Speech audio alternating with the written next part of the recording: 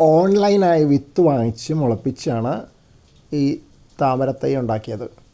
അതിൻ്റെ തൊലിയൊക്കെ കുറച്ച് ഉരച്ച് കളഞ്ഞ് വെള്ളത്തിലിട്ടിട്ടാണ് വന്നത്.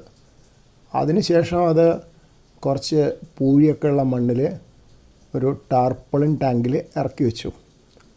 അപ്പം എന്തുണ്ടായിച്ചാൽ ഒരു ദിവസം നോക്കുമ്പോൾ ഇലകളൊക്കെ പോയിരിക്കണം. അപ്പോൾ മീനെങ്ങാനും ചാടി കടിച്ചാണെന്ന് വിചാരിച്ച് ഈ വേറൊരു ബൂസ്റ്റിൻ്റെ പാട്ടയിൽ അത് വെച്ചിട്ട് വെള്ളത്തിൻ്റെ ഉപരിതലത്തിൽ നിന്ന് കുറച്ച് പൊങ്ങി നിൽക്കുന്ന തരത്തിൽ വെച്ചു.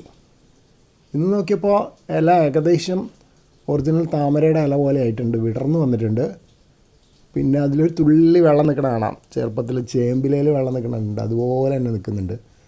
സർഫസ് ടെൻഷൻ കാരണം ഉരുണ്ട് നിൽക്കണ കണ്ടില്ലേ. പക്ഷേ താമരയുടെ വിത്ത് നോക്കിയപ്പോൾ അത് മണ്ണിൽ നിന്ന് പുറത്ത് വന്നിട്ടുണ്ട്, കുറേ പൂപ്പലൊക്കെ പിടിച്ച പോലെ ഉണ്ട്. അപ്പോൾ അത് കണ്ടപ്പോൾ ഒരു സന്തോഷം തോന്നിയില്ല.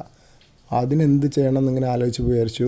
അതിലൊരു നല്ല വേര് വരുന്നുണ്ട് കേട്ടോ, തണ്ട് കൂടാതെ ഒരു വേരും വരണ കാണാം. അപ്പോൾ അതൊക്കെ മണ്ണിൻ്റെ അടിയിൽ പോകേണ്ടതല്ലേ, അപ്പോൾ മണ്ണിൻ്റെ അടിയിലേക്ക് ആക്കാമെന്ന് വിചാരിച്ചു. ബൂസ്റ്റ് പാട്ടയിലുള്ള വെള്ളം പതുക്കെ മറിച്ച് കളഞ്ഞ് ആ പാട്ട എടുത്ത് പുറത്ത് വെച്ചു. ഇപ്പോൾ ഒരിത്തിരി മണ്ണും ഒരിത്തിരി വെള്ളവും ചെടിയും മാത്രമേ കാണാനുള്ളൂ. എന്നിട്ട് ഒരു കുടൽ കൊണ്ട് വളരെ സൂക്ഷിച്ച് മണ്ണിൽ കുറച്ച് കുഴി ഉണ്ടാക്കി അതിൽ ഈ ചെടി എടുത്തു വെച്ചു, ചെടിയുടെ വിത്ത് എടുത്തു വെച്ചു. എന്നിട്ട് അതിൻ്റെ മുകളിൽ കുറച്ച് മണലും കൂടി ഇട്ട് കൊടുത്തു.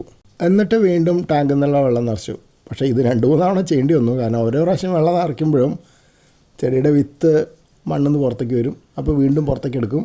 അങ്ങനെ 2-3 പ്രാവശ്യം ചെയ്യേണ്ടി വന്നു. ഇത്തവണ ബൂസ്റ്റ് വാട്ടയിൽ കുറച്ച് കുറവ് വെള്ളമേ നിറച്ചുള്ളൂ. അപ്പോൾ അത് പൊങ്ങി മറിഞ്ഞു വീഴാതിരിക്കാൻ കുറച്ച് വെള്ളാറുങ്കല്ലും വെച്ച് കൊടുത്തു. അതാണ് ഇപ്പോൾ ഇവിടെ കാണുന്നത്. ഇനിയെങ്കിലും അത് ചെടി നന്നായി വളരുന്നു വിചാരിക്കുന്നു.